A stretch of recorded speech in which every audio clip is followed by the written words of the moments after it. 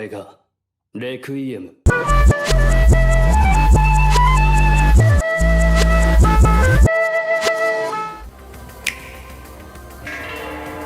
If I told you the Tokyo you'd been living in this whole time was a lie,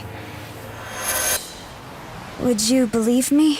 Honestly, if I'm gonna be real honest with you guys, I have not played many Shin Megami titles. I played the one that came out on Switch, like remastered for Switch. The one that was for PS2. I played that one.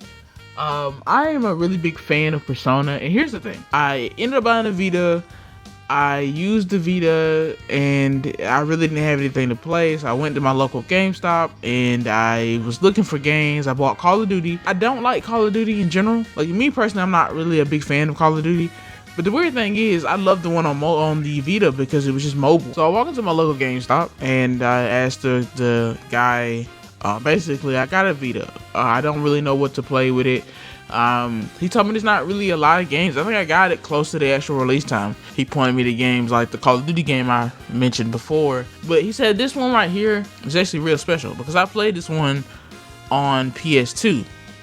And they actually remade it for the Vita. He was talking about Persona 4 Golden. I said, okay, I'll take the Call of Duty and I'll take Persona 4. And so mind you, right, I like anime now, but back then when I was really heavy into anime, like a lot, a Japanese student looking person with a katana in his hand means it's got a good story.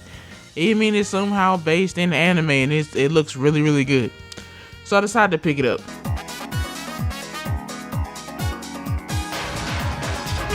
And I played what is probably one of my top 5 games of all time. Honestly, I don't know. Persona 5 kind of came and maybe knocked out the spot, but that's neither here or there. When I actually heard about Persona 5 coming out, I was telling a friend of mine, okay, I guess it actually announced and released. It didn't release, but it had been announced already because it was on the pre-order thing. When I had played Persona 4, it was actually one of the most thrilling RPGs I've ever played. Like, I like the mystery behind it, the adult themes of murder and stuff. Like, the murder thing is really what got me. It's basically like a murder mystery series with JRPG elements. You know, I'd already been playing games like Final Fantasy X and, you know, there's just games like that. Older Final Fantasy games. I'd already been playing games like that, so I knew what JRPG games were like. But then they did something very unexpected for me. They came out with a Persona 5, and I told my friend, basically, I was like, hey, I'm gonna be honest with you, I did not even know this was coming out. And it sounded like I was being really fake about it because I talked about how much I love Persona 4, but I didn't even know there was a Persona 5 out. Now, I'd actually played some of the Persona 4 remakes and spin-offs or whatever.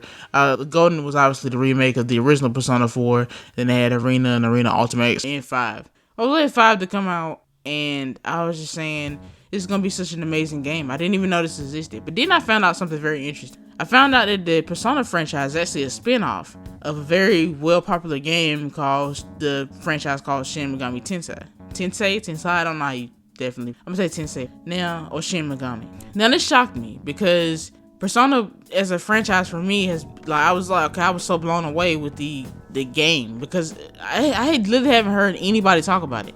Like, Final Fantasy was a big game, but nobody talked about Persona at all. Like, you might not understand it now because if you're looking at, like, Persona 5 and stuff, you're definitely looking at, like, okay, you hear Persona 5 music in the background. You'll probably hear Persona 5 music in this background. But, like, you hear them in all the videos and stuff. You hear people talking about how good the game is. But before Persona 5, there was not really a lot of Persona fans. Like, it was such a niche series. The thing is, Shin Megami came first. So that actual game franchises came first. It's just that Shin Megami never got another game. So they never got a new age game. The thing is, though, is that now with Persona being out, people are desperately waiting for this new game to come out. And I know I made a long story long, but the reason why I brought this up, the reason I did all this research, when I did this research, I got a Switch eventually. I didn't get it on the release date. I got it like maybe a year or 2 years later. And one of the things that somebody used to get me into getting a Switch, because I thought it was kind of unnecessary, but the thing that people really made me get a Switch for is the fact that they announced that there was going to be a new Shin Megami game for Switch. And that, to me, was like the ultimate thing, because I had played Persona 4 on one portable console and I fell in love with the series. So let's say that Shin Megami is such a great series that I'm going to fall in love with it again. Then they did the unexpected. They're very expected, but the unexpected. They decide to wait forever to end up talking about the game. In fact, a lot of people thought it was canceled or wasn't coming out, but it took forever to them to actually try to get to a solid schedule of releasing the game, like years. So basically, me buying the Switch for this game was kind of pointless, considering that it came out nowhere near in the same time frame as that trailer. But here's the thing.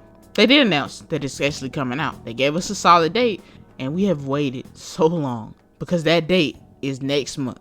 That game comes out next month, and that's going to be the next big JRPG that I put on my time into. I know that people are saying that the graphics look like PS2 graphics, and I'm gonna be honest with you guys. If you think that's PS2 graphics, you obviously haven't seen PS2 games. But I am so excited for this game because it has a deep-rooted history with the Persona franchise. It is the original game. It is the original game Persona spun off of. And it seems like even though Persona is dark, Shin Megami is like dark.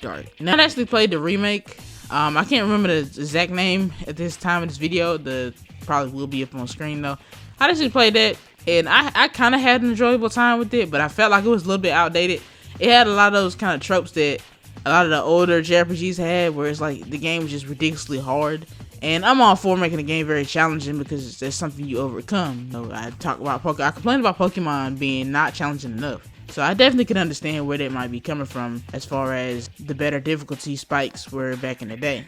But for me right now, it's just not really the wave. With that being said, I'm still excited for Shin Megami 5, and I want to know, are you guys excited? How did you get into Persona franchise or Shin Megami series or franchise? How did you get into it first? Did you hear about Persona 5 and people were like, okay, if you like Persona 5, you'll like this game coming up?